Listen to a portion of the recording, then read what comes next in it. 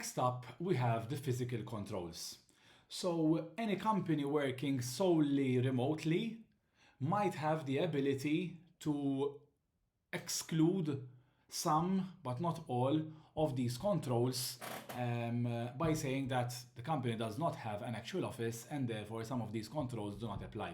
Naturally, you'd need to do that one control at a time by explaining the reasons. So for example, 7.1, physical security perimeters. I'm going to explain them in terms of a company who actually has an office, okay? Physical security perimeters, for example, if you don't have an office, then naturally it doesn't apply to your organization. Here, I'm taking the example that a company actually has an office. So for the first one, security perimeters shall be defined and used to protect areas that contain information and other associated assets. So like this, we are defining which area, which is the footprint of our office, and what are we trying to protect from within that perimeter. The next one is physical entry. Secure areas shall be protected by appropriate entry controls and access points. So we might have a certain type of access control for the general office. You might have a different level of access control for the CEO's office, or a different type of control for where the server, the physical server is, or where we store, for example, certain types of physical files or records relating to our business. Okay, so here we have to define what are we doing to stop people from gaining access to areas that they shouldn't have access to.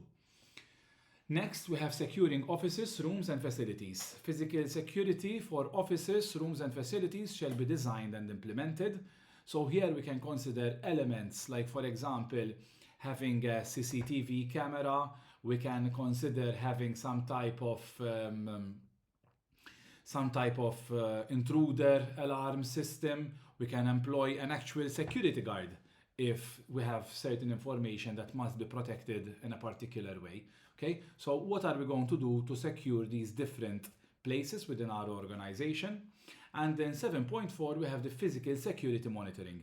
So premises shall be continuously monitored for unauthorized physical access. Once again, here we can consider having some type of CCTV, some type of intruder alarm, or possibly a physical security guard person, or maybe a couple of dogs. Joking aside, depending on the risks that your company faces, you need to define what type of measures you have to have in place to make sure that your company is being adequately protected. Okay. Next up is protecting against physical and environmental threats. The standard is saying that protection against physical and environmental threats such as natural disasters and other intentional or unintentional physical threats to infrastructure shall be designed and implemented. And here we are talking about the disaster recovery in its pure sense. So for example, we're talking about flooding, fire, tornadoes, earthquakes. Can any of these natural disasters have a real impact on our organization? And are they relevant for us, depending on where our office is? And if it is relevant to us, what are we doing to prevent such issues? For example, I've had a client who is situated, their office is situated in a valley, okay, in Malta, which is known to flood whenever there is heavy rainfall. And what they did was that they didn't implement their technological aspects, for example, the server at ground floor level, but they've raised it a couple of floors up. So should there be a flooding, it has to be a 6-7 meter flood to be able to reach the server room. And that has never happened to date. So we can use this type of thinking to be able to protect ourselves against physical and environmental threats. Next, 7.6 is working in secure areas. So security measures for working in secure areas shall be designed and implemented. Secure areas relate to places which would have highly sensitive information, which naturally do not fall under any other category that we've mentioned before. And here, once again, we're going to define what are we going to do to make sure that only people who have access to secure areas would be able to actually physically enter in those areas. Next up is clear desk and clear screen policy. So the clear desk rules for paper and removable storage media and clear screen rules for information processing facilities shall be defined and appropriately enforced. Naturally, if you leave information lying around on your desk, you are creating a new vulnerability that shouldn't be there. Ideally, we leave the office every day, and even whilst we are working, we only keep information that is available on our desk or on our laptop that is relevant to the work that we are doing, and when we are done from that, we are going to store it in a place that cannot be accessed by everyone. Invariably, what companies need to do over here is to create a clear screen and clear desk policy that is relevant to their needs. Now, I've had people telling me, but we have typically it would be the CEO, for example, who likes papers, and we will surely not get them to remove any papers from their desk after their day has finished. So my follow-up question would be, do they work in a segregated office, or are they is their office within the rest of the team? If they have a separate office which can be logged via lock and key or access control card, then there is no problem. They can shut down the blinds, for example, to make sure that people cannot see what's inside, and that is another way in which we can go about this same problem. Okay, so the next one relates to equipment siting and protection. 7.8, equipment shall be sited securely and protected. And the idea over here is that if we have more than one asset of the same type, then we would be able to distinguish between one and the other, so that even if we're working on maintenance, etc., we would know what we are actually working on. 7.9, security of assets off premises. We've already spoken about this briefly in a previous control, okay, which is acceptable use. But here what we're saying is that we need to make sure that people are taking care of their devices when they're not within the company premises. So here we can have a security of assets off premises policy, for example, stating that laptops should not be left unattended when you are working from a public space, or else that you cannot leave your laptop in your car overnight, or that if your device is stolen, there has to be a process that they need to inform the company representatives as soon as possible so that the device can be wiped. Okay, so I cannot tell you what all the considerations would be, because that would impose things that you would need to start doing as a company. But what you need to consider is, in terms of having equipment off our premises, what can we do to make sure that we are always keeping them as safe as possible, and should something happen, we are adequately protected to make sure that we are able to bounce back from that mishap. Okay? Next one is storage media. 7.10, storage media shall be managed through their life cycle of acquisition, use, transportation and disposal in accordance with the organization's classification scheme and handling requirements. And what I typically would like to tell my clients when it comes to storage media is, do not use storage media. Nowadays we live in a world where cloud information can be easily shared on the cloud, and there is no reason why I should send you a file using a pen drive, unless I'm using this pen drive to configure new devices, in which case such configurations would probably not have any sensitive information. If you have the standard Microsoft operating system, for example, there's nothing secret about that. But if you then start adding into that configuration file certain software that we're using as a company, or certain documents or links or accesses to have the configuration fully set up, then it would be ideal to use some type of an encrypted storage media device. So should that device be lost, the people who access or who get their hands on such storage media would not get their hands on information that belongs to the organization. 711, supporting utilities. Information processing facilities shall be protected from power failures and other disruptions caused by failures in supporting utilities. So apart from power, naturally we have the internet nowadays, and possibly those are the two most important supporting utilities that are needed by any organization. This can be considered in the disaster recovery on the business or the business continuation plan, like I've mentioned earlier.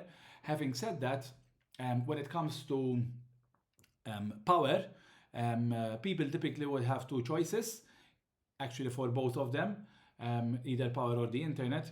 Companies would typically have one of two choices. They would either have redundant systems or have the ability to send everyone home so that the people would be able to work from home. So in terms of power, if you want to keep on working, if there is a power failure, then you would need to have some type of UPS generator or some other electricity generating device. In terms of the internet, typically, first of all, people have 4 5G on their phones, so that can be used, but also typically companies would want to have a redundant internet connection with a different internet service provider to make sure that should the internet go down of one provider, they can easily switch onto another provider. Next up, we have cabling security. So cables carrying power, data, or supporting information services shall be protected from interception, interference, or damage. Ideally, we wouldn't have cables dangling around for everyone to first of all fall in them, but secondly to tamper with such cables. Ideally, everything is passing through trunking, underground or over the ceiling, and from within the infrastructure of the building, so that such cables can be easily seen when we are monitoring the premises of the business, the company, through CCTV, intruder alarm systems, or physical security guards. Okay. Next up is equipment maintenance. Equipment maintenance shall be maintained correctly to ensure availability, integrity, and confidentiality of information, meaning that, for example, when it comes to servers, we shouldn't only do physical maintenance on the actual server, like cleaning, for example, or maintaining the air conditioner to make sure that there is the right temperature inside the room, or to we shouldn't just consider the physical aspects, for example, to make sure that the fire extinguisher within the server room or the fire suppression system is correctly maintained, but we should also make sure that whenever we are performing any updates, for example, on any server or any device, that such updates are not having any issue on the systems that are running on that particular device. Okay. Last but not least, for the physical controls, we have the fact that 714, secure disposal or reuse of equipment, and the standard is saying items of equipment containing storage media shall be verified to ensure that any sensitive data and licensed software has been removed or securely overwritten prior to disposal or reuse. Okay, so here there are different ways in which this can be done. You can contract third-party suppliers who are able to provide this service. Naturally, if you have very sensitive information, you might want to send one of your officers to see the physical destruction, unless you're going to do the destruction internally, or else you can use a more software-based formatting process to make sure that all the data is removed. And as always, it is important to keep some type of evidence that each device that has been decommissioned, or before a device is passing from one person to the next, especially if it's passing from a higher authority person to a lower authority person, we have to have evidence that it was sufficiently cleaned and wiped of any sensitive information before that shift has taken place. That is all I have to say for the people controls. I hope you found this interesting. Naturally, if you don't have physical premises, things like cabling security, supporting utilities, equipment sighting and protection, clear desk and clear screen might be relevant.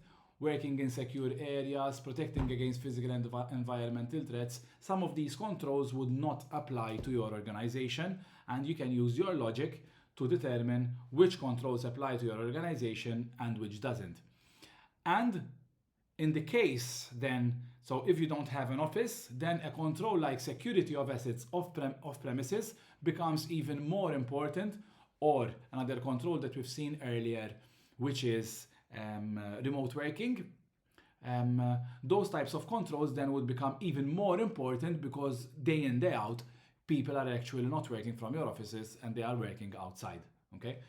Clear desk and clear screen doesn't necessarily apply to people who have offices, because if someone is working at home and they leave all documents lying around, depending on their position, but as I like to call, the standard is the standard of paranoia. So if you have your CFO working from home who is keeping a lot of papers relating to your financials at their house, how are you going to make sure that he's not going to have a break-in into their house? Okay, so even more so, clear desk and clear screen policy still becomes important, even if people aren't working from the office. Now, it's true, that's all I had to say for physical controls. I hope that you found this interesting as much as I do. I think that these controls are super beneficial for any organization. If you have any questions about these controls or any other ISO related topic, I'm always very willing to help. Thank you so much.